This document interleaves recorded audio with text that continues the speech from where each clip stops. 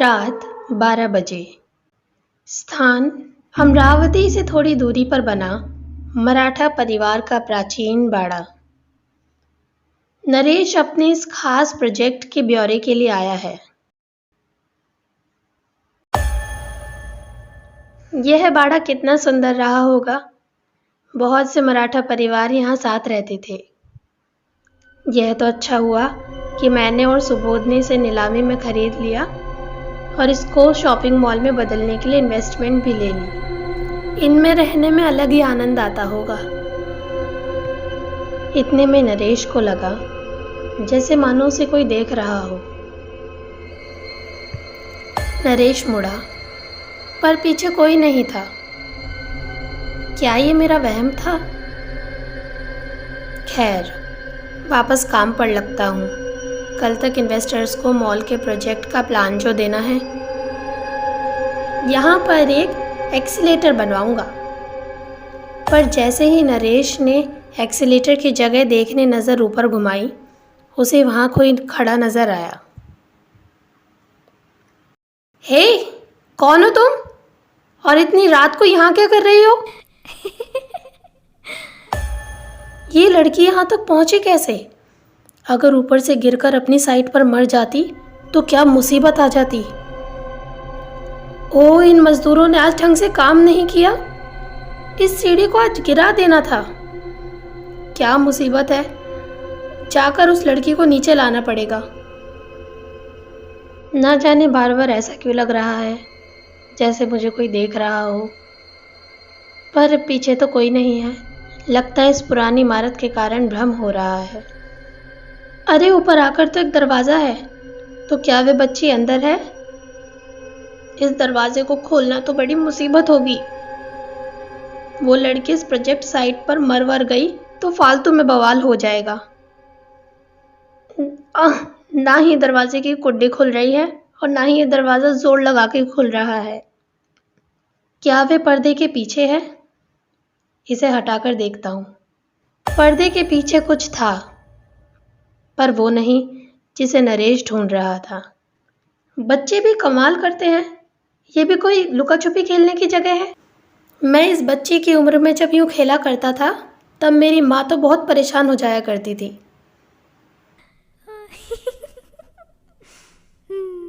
अरे यार, ये लड़की तो लगता है इस कमरे में खेल रही है, पर वो वहाँ पहुँची कैसे? ओह, ये तो पूरी तरह जाम हो चुका है। अपने किसी मजदूर को ही इस बेवक्त बुलाना पड़ेगा। पर जैसे ही नरेश कॉल करने के लिए पीछे मुड़ा, उसे सामने कोई खड़ा दिखाई दिया।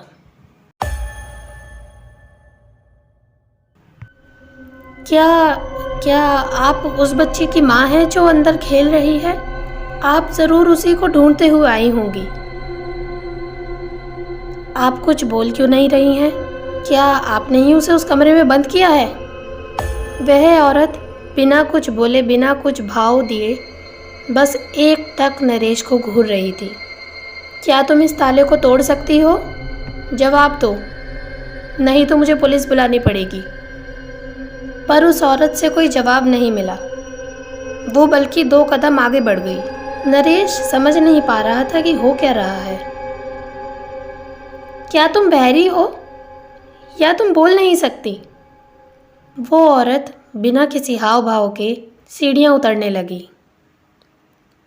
नरेश समझ नहीं पा रहा था कि क्या करे। क्या तुम मुझे बता सकती हो इसकी चाबी कहाँ है? रुको, मैं भी आ रहा हूँ। हे भगवान, क्या मुसीबत है। कहाँ ले जा रही है ये? वो औरत बाड़े में ही बने एक कुएं के पास जाकर रुक गई और उसकी तरफ इशारा करके स्थिर खड़ी हो गई। कुछ अजीब ही है ये औरत। कुएं की तरफ भला क्यों इशारा कर रही है? चाबी इसके अंदर है। तुम पागल हो क्या?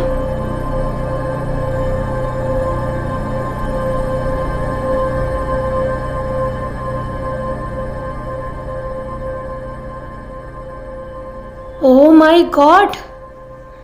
नरेश की आंख तो मानो उस बच्ची के प्रेत की आंखों पे ही स्थिर हो गई थी। हे भगवान, इस लड़की की आंखों की पुतली गायब है। वे बच्ची उसी समय कुएं के अंदर उठ बैठी। ओह गॉड, ये क्या था? मुझे मति भ्रम हो रहा है क्या? पर इतने में वो बच्ची चढ़कर कुएं के ऊपर आ गई।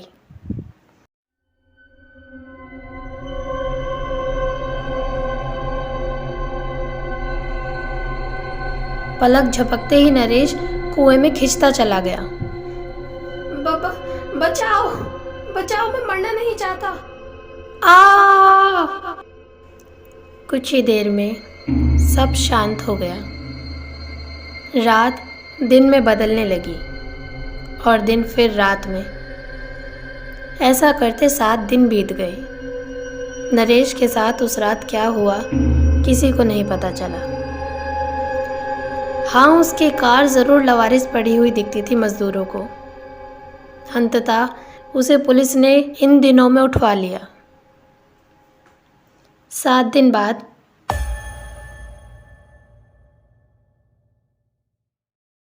सर, क्या आप फ्री हैं? रूही, तुम मुझे सर क्यों बुला रही हो? और तुमने हमारा प्लान आज रात मूवी देखने के बारे में क्या सोचा? क्योंकि यह ऑफिस है सर, आपका घर नहीं, इसलिए मुझे प्रोफेशनल रहना होगा। ओके मिस रूही, तुम मुझसे क्या कहने आई थी? सर, आपके इन्वेस्टर मिस्टर भोजवानी आपसे मिलने आए हैं। थोड़े परेशान लग रहे हैं। नरेश जी से संपर्क नहीं हुआ शायद, इसलिए।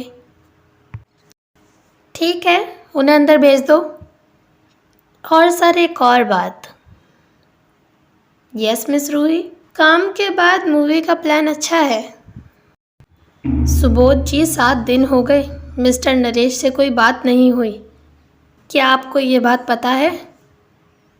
हाँ मिस्टर भोजवानी, वो एक बहुत पुरानी साइट पर काम कर रहे हैं जो कि खंडहर था। वहाँ पर नेटवर्क बिल्कुल नहीं रहता, तो हमारी भी 1 हफ्ते से बात नहीं हुई है।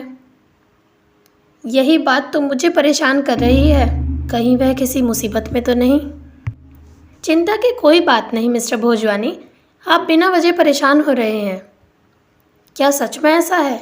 मैंने न्यूज़ में पढ़ा है, वो साइट अमरावती के एकदम बाहर है और कुछ लोगों का मानना है वो जगह भूता है। सर, आप इन बिन सर पैर की बातों को मानते हैं? क्या पता कोई शैतानी शक्ति वहाँ रहती हो और उसने नरेश पर हमला कर दिया हो। सर, ऐसा कुछ नहीं होता, 2-3 दिन रुक जाइए, नरेश का खुद ही कॉल आ जाएगा। होने को तो बहुत कुछ हो सकता है मिस्टर सुबोध। हो सकता है वहाँ कोई काला धंधा चलता हो और उन्होंने नरेश को हानि पहुँचाई हो। मुझे लगता है तुम्हें खुद वहाँ जाना चाहिए और पता करना चाहिए कि माजरा क्या है। वहाँ नरेश के रुकने के लिए एक मकान है, तुम वहाँ रुक जाना और पक्का करना कि सब सही चल रहा है या नहीं। अभी मैं चलता हूँ। Good bye Subodh. सुबोध विचारों में खोया हुआ ऑफिस पेंट्री आ जाता है। आप परेशान लग रहे हो सर, क्या हुआ? अरे रूही, तुम यहाँ? आपकी हर आदत को अच्छे से जानती हूँ। इस तरह दिन के बीच में आप कभी कॉफ़ी पीने नहीं आते। मैं समझ गई आप परेशान होंगे। नरेश 1 हफ्ते से किसी का भी कॉल या मैसेज का जवाब नहीं दे रहा। हमें नहीं पता वो कहाँ है और साइट पर उसके अलावा मेरा किसी से कांटेक्ट भी नहीं है। तो हमारे इन्वेस्टर मिस्टर भोजवानी चाहते हैं कि मैं वहाँ जाऊँ और पता करूँ कि क्या हालत है। ज़्यादातर नरेश काफ़ी एक्टिव रहता है, पता नहीं क्यों इस बार ऐसा कर रहा है। अगर ऐसा है तो आपको जाना चाहिए, पर हम दोनों काफ़ी समय से इस वीकेंड घूमने जाने की भी तो सोच रहे थे, उसका क्या? मैं कहीं भागी थोड़ी जा रही हूँ। आप जाइए, चीज़ों को निपटा कर 1-2 हफ्ते में वापस आ जाइए और फिर अपने प्लान पर ध्यान देते हैं। लेकिन रुको, उसके परिवार का क्या? उसकी भी तो पत्नी थी। हाँ, लेकिन उनका डिवोर्स हो गया था, तो मुझे नहीं लगता उनमें अभी भी बातचीत है। वो अपने किसी रिश्तेदार से भी इतना क्लोज़ नहीं था। मैं ही उसका सबसे करीबी दोस्त हूँ। ओह, तब तो ये आपकी जिम्मेदारी बनती है कि आप उसे ढूंढें। आपको निकलना चाहिए। आप कब निकलोगे? मैं सोच रहा हूँ कि आज रात ही निकल जाऊँ। अगर सच में कोई मुसीबत है तो देर क्यों करना? क्या हम आज की मूवी स्किप कर सकते हैं? हम अगली बार देख लेंगे। बिल्कुल, काम पहले। मैं कितना खुशकिस्मत हूँ कि मुझे तुम्हारे जैसा पार्टनर मिला। हाँ, इस मामले में तो शायद आप किस्मत वाले हैं। अगले दिन। ये घर तो बंद है, यहाँ तक कि उसकी गाड़ी भी नहीं। तो नरेश पक्का बाहर होगा। सर, क्या आपने मिस्टर नरेश को देखा है जो यहाँ रहते हैं? मैंने उन्हें 1 हफ्ते से नहीं देखा। अच्छा, क्या आप मुझे कंस्ट्रक्शन साइट का रास्ता बता सकते हैं? जी, अगले मोड़ पर बाएं मुड़ जाइएगा, फिर सीधे 500 मीटर के बाद आप वहाँ पहुँच जाएंगे। वैसे भी वहाँ एक बड़ी इमारत गिराई है अभी अभी। आपको पहचानने में दिक्कत नहीं होगी। सुबोध गाड़ी लेकर साइट की तरफ निकल जाता है। अरे, यहाँ पर तो काम चल रहा है। वो आगे यहाँ का इंचार्ज लगता है। नमस्ते, मैं सुबोध हूँ, M&N बिल्डर्स से। आपका नाम? नमस्ते सर, मेरा नाम Manoj. Hello mister Manoj. Mister Naresh कहाँ हैं? सर, उनका तो पता नहीं, करीब 1 हफ्ते से नहीं आए। आखिरी बार कब मिले थे? शुक्रवार रात को मेरे साथ काफ़ी देर तक रुके थे। हम सब निकल रहे थे, उन्होंने कहा कि वो कुछ देर और साइट पर बिताएंगे और फिर घर जाएंगे। और तुमने जानने की कोशिश नहीं की कि वो कहाँ चले गए? मुंबई के आपके हेड ऑफिस गए होंगे साहब, ऐसा मान लिया। साहब लोगों का आना जाना तो लगा रहता है। कभी उनको कॉल नहीं किया? किए थे साहब, पर उनका कॉल नहीं लगा, तो हमने सोचा 1-2 हफ्ते में आ जाएंगे। क्यों, कुछ हो गया क्या? नहीं नहीं, चलो काम करते रहो, चलो। मनोज, ये कुआं यहाँ कैसे? सर, पुराना बाड़ा था ना, इसलिए। बाड़ा मतलब? सर, कुछ मराठी परिवार के घर विशाल होते थे, जिन्हें बाड़ा भी कहा जाता है। इनमें बहुत सारे परिवार साथ रहते थे, तो घर पर आंगन, कुआं सब साथ में रहता था। अच्छा, अभी इस पर काम नहीं हुआ? नहीं सर, अभी पूरब दिशा का गिरा रहे हैं, फिर यहाँ पर काम करेंगे। सुबोध कुएं में झांक कर देखता है। सर, इस कुएं में मत देखिए। क्यों, क्या हुआ? वो लोकल लोग बोलते हैं कि ये बाड़ा भूतिया है, इसीलिए करीब 40 सालों से सरकार के पास खाली पड़ा था। पूरा खानदान इसमें एक साथ जलकर मर गया था। इसका इसके साथ क्या संबंध? सर, लोग कहते हैं कि इसी कुएं में सारे भूत रहते हैं। हाँ हाँ हाँ, कैसी धकियानुसी बातें करते हो तुम मनोज। चलो अपना काम करो। मनोज जी, एक बात बताओ, क्या कोई लेबर यहाँ नहीं रुकता? श्याम सिंह के साथ जो हुआ उसके बाद से तो साहब कोई नहीं रुकता। क्या हुआ था श्याम सिंह के साथ? उस दिन रोज़ रात को सारे लेबर यहीं सोया करते थे। पूर्णिमा की रात थी, चांद की ही रोशनी से सब अपना काम चला रहे थे। श्याम सिंह को नींद नहीं आ रही थी, तो बाहर आकर तारे गिन रहा था। तभी उसे लगा पीछे पेड़ के पास कोई खड़ा है। श्याम सिंह उठकर वहाँ गया, पर उसे वहाँ कोई नहीं दिखा। उतने में उसे ऐसा लगा कि उसके पीछे से 2 बच्चे मानो हंसते खेलते दौड़े। वो मुड़ा, पर पीछे कोई भी नहीं था। श्याम सिंह को एक लड़की दिखी। श्याम सिंह ने पूछा, वो कौन है? लेकिन वो कुछ नहीं बोली। श्याम सिंह ने फिर पूछा, लेकिन फिर उसने उसी कुएं की तरफ इशारा किया। श्याम सिंह ने कुएं में झांका और उसे एक तैरती लाश दिखी। तभी वहाँ श्याम सिंह की पत्नी आ गई और उसने पूछा, आप वहाँ कुएं के पास क्या कर रहे हो? श्याम सिंह ने पूरी घटना अपनी पत्नी को बताई। तभी से यह खबर जंगल में आग की तरह फैल गई। तब से लेबर लोग यहाँ नहीं रहते। अच्छा मनोज जी, नरेश के साथ एक गाड़ी थी, वो आपने या किसी ने नरेश के गायब होने के बाद देखी? हाँ, एक गाड़ी मिली थी, शायद पुलिस वाले उठा के ले गए। अच्छा, कब ले गए? वो तो मालूम नहीं साहब, हो गए होंगे 2-3 दिन। ठीक है, मैं पता करता हूँ स्टेशन जाकर, पुलिस स्टेशन में।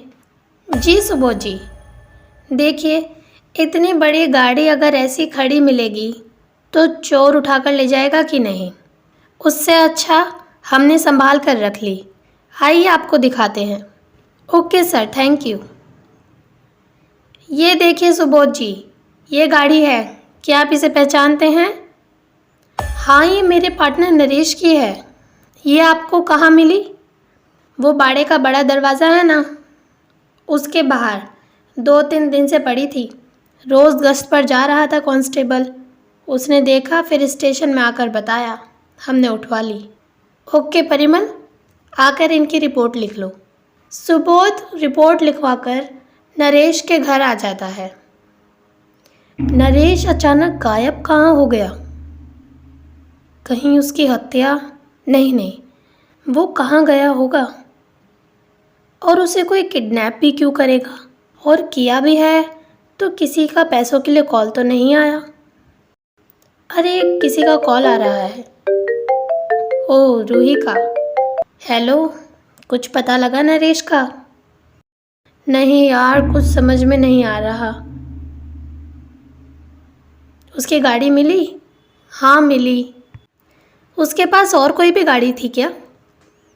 नहीं, और कोई तो नहीं थी, जहाँ भी जाता अपनी उसी गाड़ी से जाता। तो फिर या तो वह किडनैप हो गया है या फिर जहाँ उसकी गाड़ी मिली उसके आसपास से कहीं खो गया है, क्योंकि वह पैदल तो इस अनजान गांव में भटकने से रहा। हाँ यार, यही सोच सोच के मैं भी परेशान हो रहा हूँ। अच्छा छोड़ो, वहाँ सब ठीक है? हाँ ठीक है, बस तुम जल्दी वापस आ जाओ।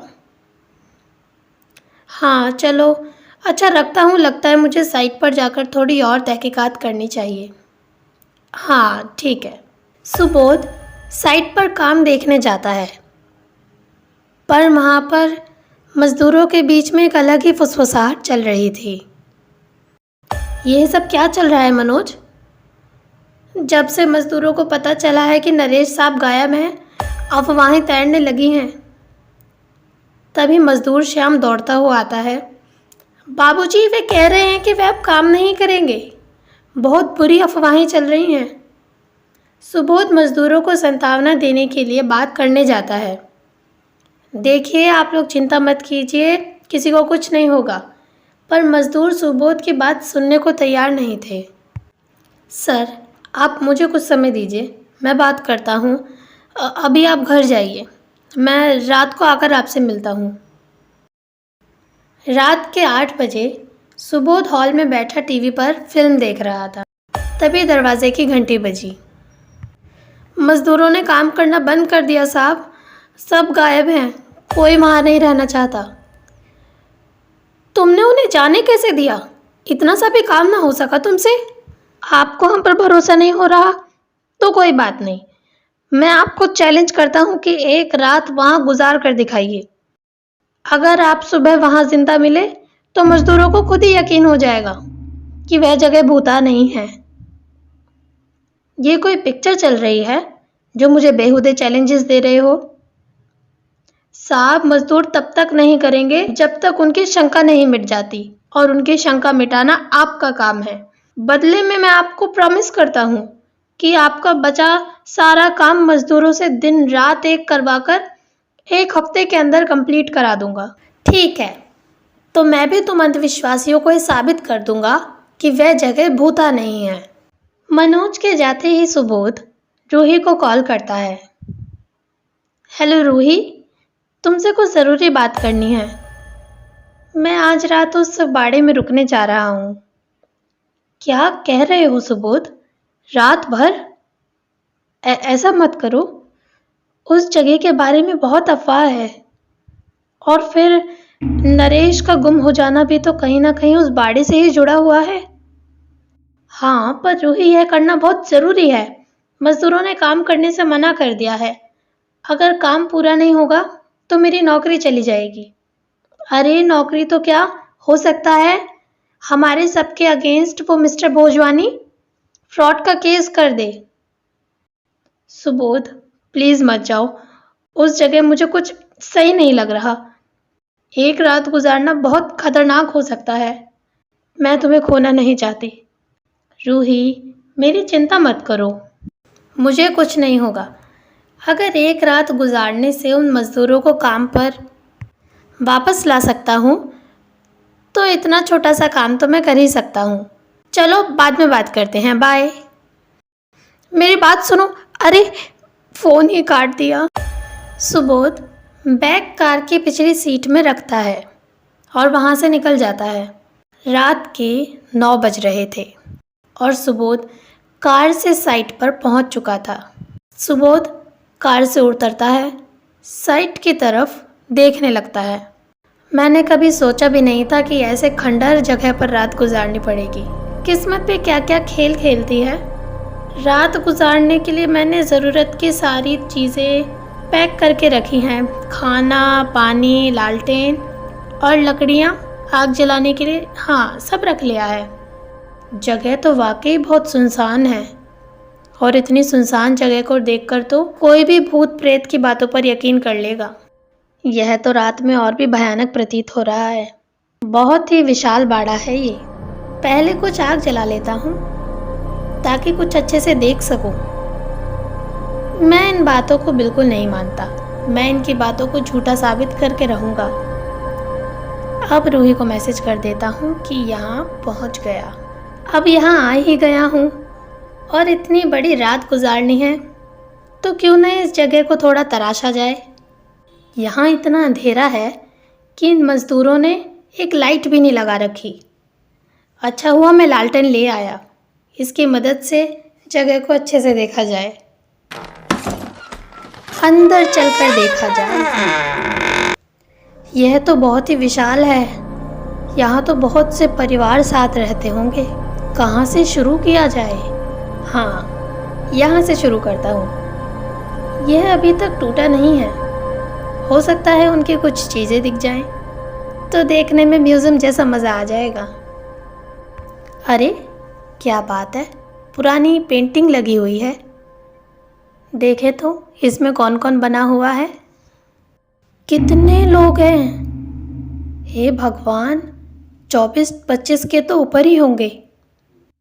देखकर लग रहा है कि ये सब इसी बाड़े के सदस्य रहे होंगे। तो कैसा लग रहा है आप सभी को? आपके बाड़े की जगह हम यहाँ शॉपिंग मॉल बना रहे हैं। मॉल तो आपको पता नहीं होगा। खैर चलो, कोई बात नहीं, वक्त बदल गया है, कुछ आधुनिक किया जाए। मुझे पता नहीं ऐसा क्यों लग रहा है कि ये सब पेंटिंग में से मेरी ही तरफ देख रहे हैं। तभी सुबोध को सितार की धुन की आवाज़ सुनाई दी। बरसों से धूल मिट्टी में रखे होने के बावजूद भी यह सितार ऐसी की ऐसी रखी हुई है। सुबोध बाड़े में पड़ी पुरानी वस्तुओं से प्रभावित हो रहा था और वो और भी ज़्यादा उस इलाके के बारे में जानने के लिए उत्सुक हो रहा था। तभी सुबोध अपने बगल में एक ग्लास और मटका रखा देखता है। ओह, यहाँ तो काफ़ी पुरानी चीज़ें रखी हुई हैं। बाप रे, इतनी बड़ी अलमारी! खोल कर देखता हूँ। सुबोध ने ध्यान नहीं दिया जिस वजह से लोगों ने वहाँ रात में आना छोड़ा था, वो वजह उसके पीछे ही थी। यह काफ़ी पुरानी लग रही है। पीछे कोई है क्या? जैसे ही वो पीछे मुड़ा, वह औरत गायब हो गई। मैं भी इन लोगों की दकियानूसी बातों में विश्वास करने लगा हूँ। कोई भी तो नहीं है। सुबोध अलमारी खोलता है। उस अलमारी के पीछे पुराने ज़माने के अंदाज में बनी हुई सीढ़ियाँ थीं जो नीचे की ओर जा रही थी। नीचे चल के देखता हूँ क्या है इस भानुमती के पिटारे में। सुबोध पर कोई लगातार नज़र रखे हुए था और सुबोध को इसकी भनक भी नहीं थी। सुबोध के आगे बढ़ने पर वह दरवाज़ा अपने आप बंद हो गया। अरे ये दरवाज़ा कैसे बंद हो गया? शायद हवा के कारण हुआ होगा, ज़रूर देख लेता हूँ। सुबोध ने अपने भ्रम को तर्क से काट दिया। ये तो खुल ही नहीं रहा। हे भगवान, मैं कहीं फंस ना जाऊं। तभी सुबोध के फ़ोन की घंटी बजी। ज़रूर रूही का होगा, देखता हूँ। मैं जानता था उसी का ही है। फ़ोन उठाओ सुबोध, प्लीज़ फ़ोन उठाओ। हेलो सुबोध, तुम वहाँ क्यों गए? मैं उम्मीद करती हूँ कि तुम अभी अंदर नहीं गए होंगे। काम डाउन, मैं बस ऐसे ही पता कर रहा हूँ। देखो, अभी तो जैसे मैं यहाँ फंस गया हूँ लगता है। क्या मतलब फंस गए हो? तुम अभी निकलो वहाँ से, तुरंत। घबराओ मत, मैं बस इस बाड़े के तहखाने में आया हूँ और दरवाज़ा बंद हो गया है। और ये बहुत पुराना दरवाज़ा है तो इसलिए मैं इसे खोल भी नहीं पा रहा। लेकिन तुम चिंता मत करो, दूसरा रास्ता होगा। मैं सीढ़ियों पर ही हूँ, नीचे जाकर देखता हूँ, कोई और रास्ता होगा। फिक्र मत करो। लेकिन सुबोध, मुझे तुम्हारी बहुत चिंता हो रही है। अरे चिंता मत करो तुम, सब बढ़िया है। अच्छा, अब मैं रखता हूँ। नीचे जाकर देखता हूँ, कोई रास्ता होगा। सुबोध एकदम नीचे उतर जाता है। वो कहते हैं ना, डूबते को तिनके का सहारा। उसी तरह वो रोशनी एक उम्मीद लेकर आई थी सुबोध के पास। यह रोशनी आ कहाँ से रही है, समझ नहीं आ रहा। वो देखता है कि ऊपर पत्थर का एक गोल दरवाज़ा है। वो रोशनी उसके किनारों से आ रही थी। क्या ये बाहर जाने का रास्ता हो सकता है? क्योंकि यहाँ तो और कोई खिड़की दरवाज़ा दिख ही नहीं रहा। लेकिन इनसे बाहर निकलने के लिए इसे तोड़ना होगा। क्या करूँ? यस, मिल गया। यह हथौड़ा मदद करेगा मेरी। रूही भी ना बेवजह चिंता करती है। ये रखा मैंने स्टूल और इस चढ़कर देखता हूँ कि पहुँच पा रहा हूँ कि नहीं। हाँ, अब सही है, लेकिन ध्यान देना होगा। सुबोध ने काफ़ी समझदारी से काम लिया। ऐसी परिस्थितियों में अक्सर लोग घबरा जाते हैं। सुबोध की मेहनत रंग ला रही थी। कुछ देर की मशक्क़त के बाद आखिरकार सुबोध को सफलता मिल गई। हुर्रे! लेकिन हे भगवान, ये तो किसी कुएं का तल लग रहा है। मैं ऊपर कैसे जाऊं? एक मिनट, मैंने यहाँ रस्सी देखी थी, ऊपर बांधने की जगह है। जैसे ही सुबोध रस्सी उठाने जा रहा होता है, वैसे एकदम से रूही का फ़ोन आ जाता है। सुबोध, मैंने जगह के बारे में रिसर्च की है जहाँ पर तुम अभी हो। उसमें एक मराठा परिवार कई सालों से रह रहा था, लेकिन उसके बाद एक आदमी ने उसे बेचने की सोची। उस रात एक भयानक आग लग गई और सब कुछ जलकर राख हो गया। कुछ लकड़ी के दरवाजे अभी भी वैसे ही हैं, किसी को नहीं पता क्यों। तब से लेकर जब भी कोई इस प्रॉपर्टी को बेचने को चाहता है, उसकी मृत्यु हो जाती है। वह आत्माएं नहीं चाहती कि कोई और वहां रहे। आत्माएं चाहती हैं कि कोई और ना रहे, पर मुझे तो अब तक कोई आत्मा नहीं दिखी। रूही, मुझे डराने से अच्छा है तुम जाकर सो जाओ। मैं तुम्हें कल कॉल करता हूँ। ओके, लेकिन क्या तुम उस तहखाने से निकल पाए अब तक? बस निकलने वाला हूँ, चलो बाद में बात करते हैं, बाय। मैं उम्मीद करता हूँ कि रस्सी इतनी मजबूत हो कि मेरा भार उठा सके। मुझे यह इमरजेंसी लाइट यहीं छोड़नी होगी। आधे रास्ते तक तो मैं आ गया, बस आधा बाकी है। चलो बाहर तो आ गए, काफ़ी मेहनत लग गई। ओह, बाल बचा। मुझे तो एक पल समझ ही नहीं आ रहा था कि अंदर से बाहर कैसे आऊँगा। सुबोध जैसे ही कुएं से बाहर निकला, उसे एक आकृति दिखाई दी। ये कौन है और यहाँ इस तरह क्यों खड़ा है? हेलो, क्या मैं आपकी मदद कर सकता हूँ? वो जो भी था, सुबोध के एक भी सवाल का जवाब नहीं दे रहा था। मैं सुबोध हूँ, यहाँ शॉपिंग मॉल बनाने वाली कंपनी का मालिक। अगर आप कोई मजदूर या कर्मचारी हो तो कृपया मुझे अपना नाम बताएं। पर वो आकृति कुछ भी जवाब नहीं दे रही थी। अंततः सुबोध से रहा नहीं गया और उसने जाकर उस आकृति के कंधे पर हाथ रख दिया। ओह, ये इतना ठंडा कैसे हो सकता है? कौन है ये? हाथ रखते ही उसे ऐसा लगा मानो उसके सारे शरीर में एक करंट सा दौड़ गया हो। उस आकृति का शरीर बहुत ठंडा था। वो आकृति एक झटके से पलटी पर वह कोई इंसान नहीं था। उसका भयंकर सा जला हुआ चेहरा देखकर तो किसी की भी रूह कांप जाती। सुबोध के तो जैसे मानो पैरों तले जमीन ही खिसक गई थी। सुबोध सहम गया था। उसने ऐसा कुछ भी अपने जीवन में कभी नहीं देखा था। इतना सुर्ख लाल आंखें और जला हुआ चेहरा, उसे देखते ही सुबोध को ऐसा लगा मानो वो अपने होश खो देगा। सुबोध ने खुद को बड़ी मुश्किल से संभाला और सुबोध वहाँ से भागने लगा। पर बाड़े के जैसे ही गेट पर पहुंचा, गेट पहले से ही बंद था। ओ नो, ये कैसे हो सकता है? बाड़े के गेट पर ग्रिल कहाँ से आ गई? मुझे कहीं छिपना चाहिए।